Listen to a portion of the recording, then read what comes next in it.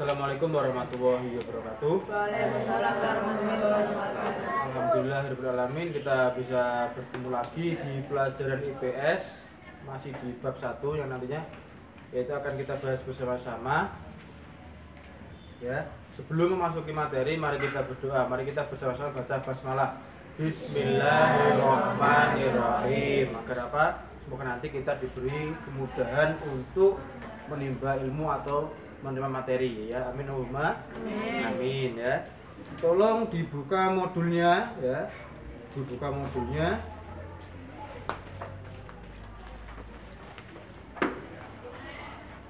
Halaman 17, yaitu adalah keadaan penduduk Indonesia. Kemarin kita sudah membahas sumber daya alam dan sumber daya manusia.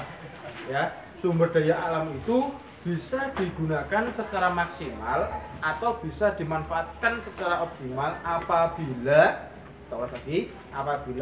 sumber daya manusia yang berkualitas atau mumpuni, ya. Itu SDA dan SDM. Kemarin SDA itu ada SDA yang bisa diperbarui, ada SDA yang tidak dapat diperbarui dan lain sebagainya. Kemarin sudah kita bahas ya pada pertemuan kemarin.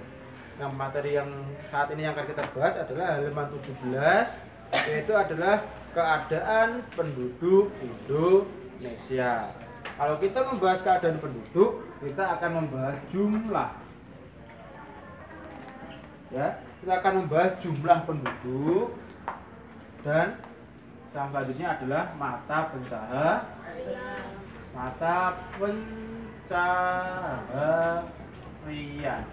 Ya, itu adalah keadaan penduduk, ya.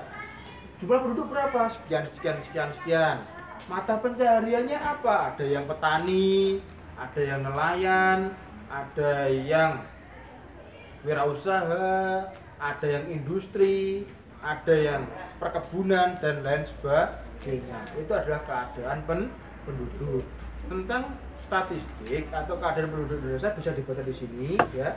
Dan dibaca di halaman 17 itu. Pasien akan melanjutkan sekarang, yaitu halaman 18, yaitu langsung di komposisi penduduk. Ya, langsung di komposisi penduduk. Yang ini bisa dilihat modulnya. Ya, bisa dilihat modulnya sambil didengarkan, ya. Komposisi penduduk adalah pengelompokan penduduk berdasarkan kelas sosial, profesi, umur, jenis kelamin dan lain sebagainya. Ya, yang dinamakan komposisi penduduk adalah pengelompokan penduduk berdasarkan kelasnya. Ya, contoh biasanya ini dibuat tabel, Mas, ya. Mas, Mbak, biasanya komposisi penduduk ini dibuat tabel, ya. Contohnya seperti ini. Kalau di sekolahan, komposisi siswa-siswi MTS Ulumiyah, ini misal, ya. Misal komposisi penduduk atau siswa-siswi MTS Ulumiyah. Jumlah total berapa? Nah, jumlah total misal 150. Misal ini, ya. Laki-laki berapa, perempuan berapa? Misal dibuat sama. Laki-laki 75, perempuan 75. Sama kan? Sama. Lah nanti ini dibuat tabel. Nah, kelas 7B 7A ada berapa? Terus 7B ada berapa? Dibuat tabel. Kelas 7B A ada 20 misal.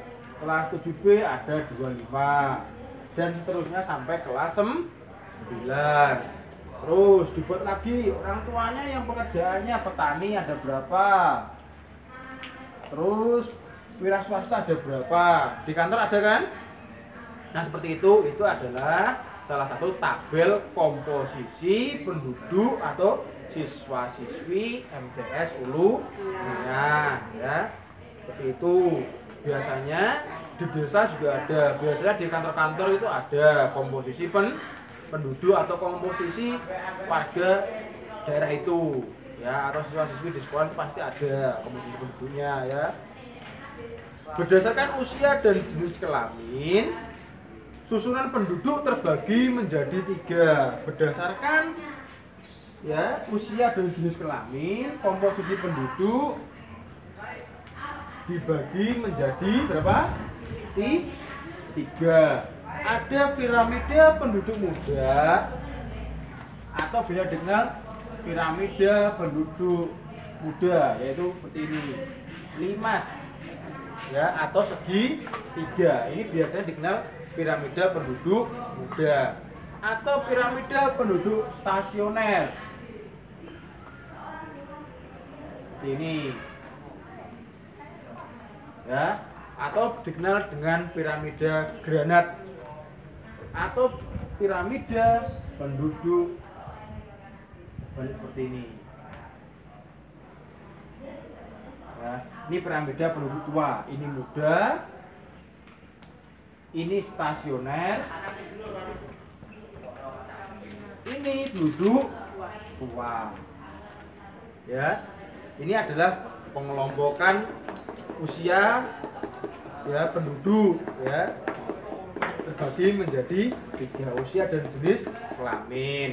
Yang dinamakan usia atau piramida penduduk muda apabila penduduk muda itu lebih banyak, jumlah penduduk muda lebih banyak daripada usia tua atau usia produktif ya, seperti ini. Ini adalah gambar ya, ini adalah gambar piramida penduduk muda.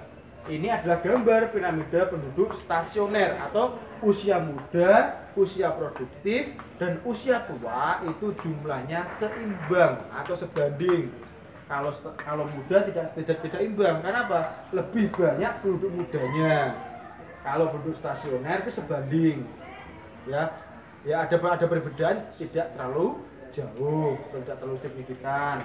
Ya, misal jumlah penduduk, misal ya jumlah penduduk mudanya ada 300, penduduk produktifnya ada 290, penduduk tuanya ada 270. Ini seimbang atau sebanding, jumlahnya tidak terlalu jauh atau terlalu banyak, sebanding. Ya, yang terakhir ada piramida penduduk tua. Piramida penduduk tua ini yang mana kebalikan dari piramida penduduk muda. Penduduk tua ini lebih banyak usia tuanya daripada usia mudanya. Ya, penduduk usia tua lebih banyak daripada usia mudanya. Ini adalah apa? Adalah piramida penduduk, bisa digambar ya, dan ingat-ingat ini adalah piramida penduduk. Ini piramida penduduk muda, stasioner atau seimbang atau granat. Ini piramida penduduk tua ya. Cukup itu dari Pak Zain ya, semoga kalian bisa memahaminya. Kalau apabila belum paham bisa ditanyakan di lewat grup ya, atau bisa japri dengan langsung dengan Pak Zain ya. Sekian, wassalamualaikum warahmatullahi wabarakatuh. Waalaikumsalam.